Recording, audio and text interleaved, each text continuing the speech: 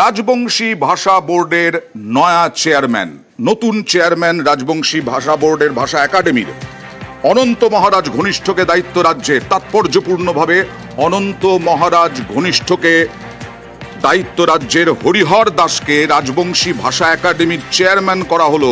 এই হরিহর দাস অনন্ত মহারাজের ঘনিষ্ঠ বলেই পরিচিত। এত বড় গুরু দায়িত্ব আমাকে অর্পণ করার জন্য এবং ভরসা রাখার জন্য মাননীয় মুখ্যমন্ত্রী সম্মানীয়া মমতা ব্যানার্জি মহাশয়াকে আমার অন্তরস্থল থেকে ধন্যবাদ জ্ঞাপন করছি। মহারাজ কি জানে বিষয়টা বা মহারাজের সাথে কথা হয়েছে বিষয়টা নিয়ে? দেখুন, সেটা আমার সৌভাগ্য হয়েছে ওনার সান্নিধ্যে কিছু সোশ্যাল অ্যাক্টিভিটিস করার। একটা সময় রাজনৈতিকভাবে আমি একটা দায়িত্বে ছিলাম, স্বাভাবিক কারণেই আমাকে সেই সময়টায় রাজনৈতিক বিভিন্ন কর্মসূচিতে দেখা গিয়েছিল। বর্তমানে রাজনীতির সঙ্গে দূর দূরান্ত থেকে কোনো সম্পর্ক আমার সঙ্গে আর নেই, ফলে আমি মুক্ত মনে মুক্তভাবে আমি সমাজের বিভিন্ন কাজগুলো করতে পারছি। আমরা স্বাগত জানাই। আগামী দিন নিশ্চয়ই ভাষা একাডেমির আরও অনেক সদস্য আছেন, অনেকেই আছেন, আমাদের প্রফেসররা আছেন, শিক্ষকরা আছেন, সবাই মিলে কাজ করবেন। আমরা চাই এক ব্যক্তি এক পদে থাকুক, একাধিক পদ না থাকাই শ্রেয়। মাননীয় মুখ্যমন্ত্রী যে সিদ্ধান্ত নিয়েছেন উনি ভেবে সম্পূর্ণ সঠিক সিদ্ধান্ত নিয়েছেন, আমরা সেই সিদ্ধান্তকে স্বাগত জানাই। 1 মার্চ যাদবপুর বিশ্ববিদ্যালয়ে ধুন্ধুমার, তারপর থেকে যাদবপুর বিশ্ববিদ্যালয়ের নিরাপত্তা নিয়ে ভাবনা চিন্তা। যাদবপুর বিশ্ববিদ্যালয় কর্তৃপক্ষের কড়া নিরাপত্তার ব্যবস্থার কথা ভাবা হচ্ছে। যাদবপুর বিশ্ববিদ্যালয় কর্তৃপক্ষ ভাবছে। কথা বলবো প্রতিনিধি সোমরাজের সঙ্গে, কি নিরাপত্তায় কি থাকছে, কি কি বিষয়ে নজর দেবে যাদবপুর বিশ্ববিদ্যালয় কর্তৃপক্ষ? সোমরাজ। হ্যাঁ দেখো, যাদবপুর বিশ্ববিদ্যালয়ের রেজিস্ট্রার আজকে একটি নির্দেশিকা জারি করেছেন। সেই নির্দেশিকায় প্রথমত বলা হয়েছে যে 2 চাকা এবং 4 চাকার গাড়ি যেগুলি বিশ্ববিদ্যালয়ের ভেতরে ঢোকে সেগুলি বিশ্ববিদ্যালয়ের সি কার্ড ছাড়া গাড়ি ঢুকবে না। যদি গাড়ি ঢুকতে হয় তাহলে তাদের রেজিস্ট্রেশন নম্বর লিখতে হবে। দ্বিতীয়ত, যেটা অত্যন্ত গুরুত্বপূর্ণ নির্দেশিকা বলাই হয়েছে যে কোনো রকম মাদকদ্রব্য বা কোনো রকম অনৈতিক কাজকর্ম বিশ্ববিদ্যালয় করা যাবে না, এবং যদি কোনো ছাত্র বা ছাত্রী এক্ষেত্রে ধরা পড়ে তাহলে তার বিরুদ্ধে শাস্তিমূলক পদক্ষেপ না হবে আইন অনুযায়ী। পাশাপাশি বিভিন্ন সময় দেখা যায় বিশ্ববিদ্যালয়ে সকালবেলায় বা সন্ধ্যাবেলায় অনেকেই হাঁটাহাঁটি করে বিশ্ববিদ্যালয়ের ক্যাম্পাসে। এবার সেটা তার উপরে নিষেধাজ্ঞা জারি করা হলো। তার সঙ্গে সকাল 7টা থেকে সন্ধ্যে 7টা পর্যন্ত বিশ্ববিদ্যালয় ক্যাম্পাসে যারা প্রবেশ করবেন তাদের অবশ্যই বিশ্ববিদ্যালয়ের দেওয়া আইডি কার্ড সঙ্গে রাখতে হবে।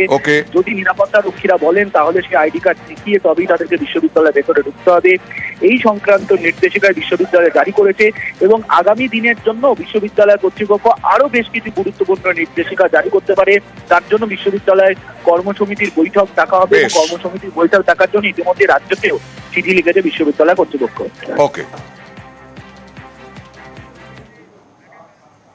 বহরমপুরের ঐতিহ্যবাহী কলেজ কৃষ্ণনাথ কলেজ তা হয়ে গেছে মুর্শিদাবাদ ইউনিভার্সিটি, মুর্শিদাবাদ বিশ্ববিদ্যালয়। মুর্শিদাবাদ বিশ্ববিদ্যালয়ের সঙ্গে কৃষ্ণনাথের নাম জোড়া হোক। আজকে নবগ্রামের তৃণমূল বিধায়ক তিনি প্রাক্তনীদের এই বার্তা বিধানসভায় নিয়ে গেলেন।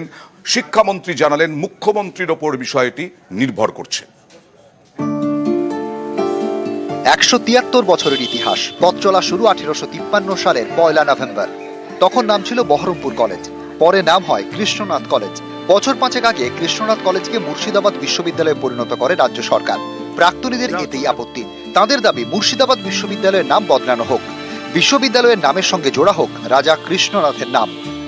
রাজা কৃষ্ণনাথ এবং রানী স্বর্ণময়ী তাদের অবদানেই কিন্তু কৃষ্ণনাথ কলেজ, এবং তাদের সম্পত্তির উপরেই ভর করে কৃষ্ণনাথ কলেজ, এবং এটা একটা দীর্ঘ ঐতিহ্য রয়েছে, এটা ব্র্যান্ড নেম। 173 বছরের যে কলেজ তাকে বিশ্ববিদ্যালয় করা হয়েছে, যেখানে তার নামকে তো অবশ্যই সম্মান জানানো উচিত। মুর্শিদাবাদ বিশ্ববিদ্যালয়ের নাম বদলের দাবিতে সরব প্রাক্তনীরা। প্রাক্তনীদের এই দাবি মঙ্গলবার বিধানসভায় তোলেন মুর্শিদাবাদের নবগ্রামের বিধায়ক কানাই চন্দ্র মণ্ডল। তিনি নিজে কৃষ্ণনাথ কলেজের প্রাক্তনী।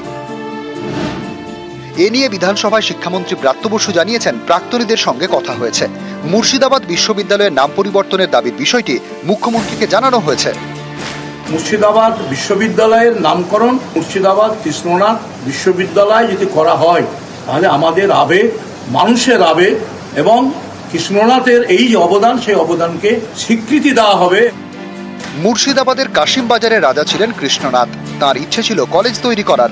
22 বছর বয়সে মৃত্যু হয় রাজা কৃষ্ণনাথের। রাজার মৃত্যুর পর তাঁর স্ত্রী রানী স্বর্ণময়ীর অনুদানে তৈরি হয় বহরমপুর কলেজ। পরে কৃষ্ণনাথের ভাগ্নের উদ্যোগে বহরমপুর কলেজের নাম হয় কৃষ্ণনাথ কলেজ। এই কলেজের প্রাক্তনী বিপ্লবী মাস্টারদা সূর্য সেন, নলিনী বাগচি। বছর 5 আগে রাজ্য সরকার কৃষ্ণনাথ কলেজ চত্বরকে বাড়িয়ে সেখানে মুর্শিদাবাদ বিশ্ববিদ্যালয় তৈরি করে। কৃষ্ণনাথ কলেজের নাম অবশ্যই থাকতে হবে এবং কৃষ্ণনাথের নামে বিশ্ববিদ্যালয় হলে আরও ভালো কথা, কিন্তু বিশ্ববিদ্যালয়ের মতো চাই, পাশাপাশি যে ঐতিহ্যবাহী কলেজ, ঐতিহাসিক কলেজ, 1853 সালের কলেজ, সেইটাকেও বাঁচিয়ে রাখতে হবে। প্রাক্তনীদের এই দাবি বিধানসভায় পেশ করেছেন স্থানীয় বিধায়ক। শিক্ষামন্ত্রী জানিয়েছেন বিষয়টি মুখ্যমন্ত্রীর কানে তোলা হয়েছে। নিউজ 18 বাংলা। সন্দেশখালীর বেতাজ বাদশাহ শেখ শাহজাহান আবার স্বমহিমায়। শেখ শাহজাহান জেল থেকেই নাকি হুমকি দিচ্ছেন, এরকমটাই অভিযোগ। শেখ শাহজাহান মার্কেট সন্দেশখালীতে বিরাট মার্কেট, সেই মার্কেট বহু মানুষের জমি কেড়ে নিয়ে তৈরি হয়েছে বলে অভিযোগ।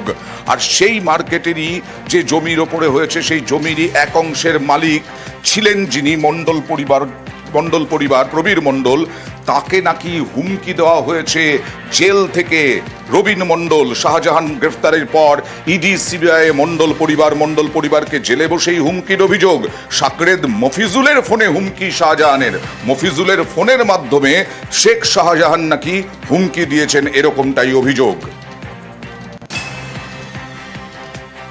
আমি মার্কেটে বসে আছি, হঠাৎ মালঞ্চর থেকে মফিজুল মোল্লা এলো, তাহলে এই ফোনটা ধর। আমি কে ফোন করেছে? বলে শেখ শাহজাহান। বলছে বলে তোদের ব্যবস্থা করে দেবো, তোরা মার্কেট নিয়ে খুব উৎপাত করছিস, বাড়ি ঘরদের ভাঙচুর করে দেবো, বম মেরে দেবো, তত বাড়ি ছাড়া করবো। ওই ইমিডিয়েটলি হঠাৎ আমরা খুব আতঙ্কের মধ্যে আছি। এমতো অবস্থায় আমরা ইডি দপ্তরে যাই, সেখানে গিয়ে আমরা ইডি দপ্তরে সবকিছু জানাই, যে কোনো আইনে একটা ব্যবস্থা করা হোক, আমরা কিভাবে কি করব আমরা থাকতে পারছি না।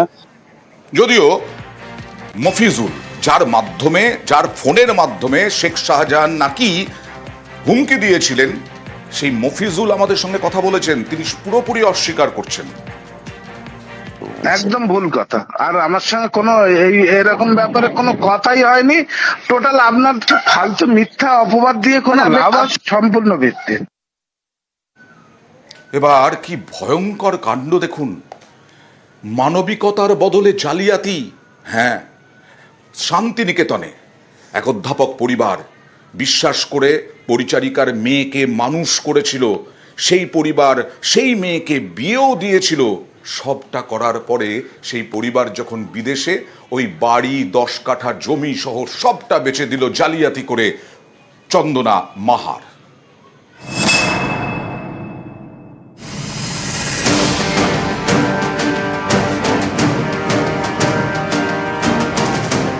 বীরভূমের শান্তিনিকেতন, এখানেই মানবিকতার বদলে জালিয়াতির অভিযোগ। যে দম্পতি একসময় পরিচারিকার মেয়েকে মানুষ করেছেন, বিয়ে দিয়েছেন, দম্পতি মারা যাওয়ার পর সেই মেয়েই নথি জাল করে বাড়িটি বিক্রি করে দিয়েছেন বলে অভিযোগ। অভিযুক্ত মহিলাকে গ্রেফতার করেছে পুলিশ। বিশ্বভারতী বিশ্ববিদ্যালয়ের অধ্যাপক ছিলেন সৌরীন্দ্রনাথ মিত্র। শান্তিনিকেতনের অ্যান্ড্রুস পল্লীতে 10 কাঠা জমির উপর তার বাড়ি। 1985 সালে অবসর নেন।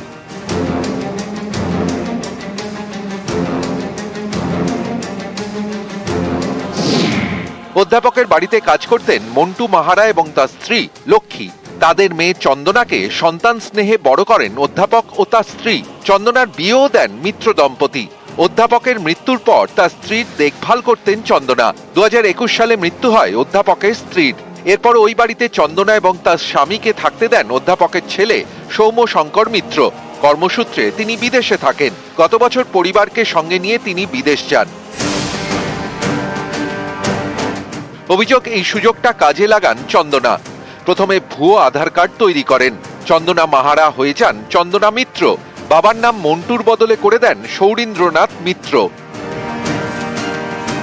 অভিযোগ, বাড়ির দলিলও জাল করেন। তারপর জাল আধার কার্ড দেখিয়ে বাড়ির একমাত্র ওয়ারিশ বলে নিজেকে দাবি করেন চন্দনা। বোলপুর পুরসভা থেকে উত্তরাধিকার শংসাপত্র বের করেন। এরপর দম্পতির বাড়ি বিক্রি করে দেন।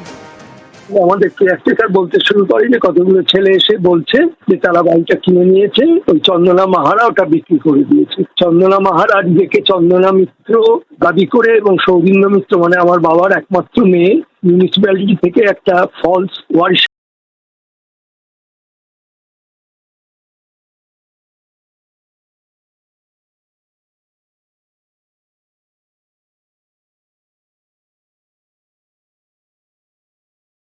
গ্রেফতার করা হয়েছে পরিচারিকার মেয়ে চন্দনাকে।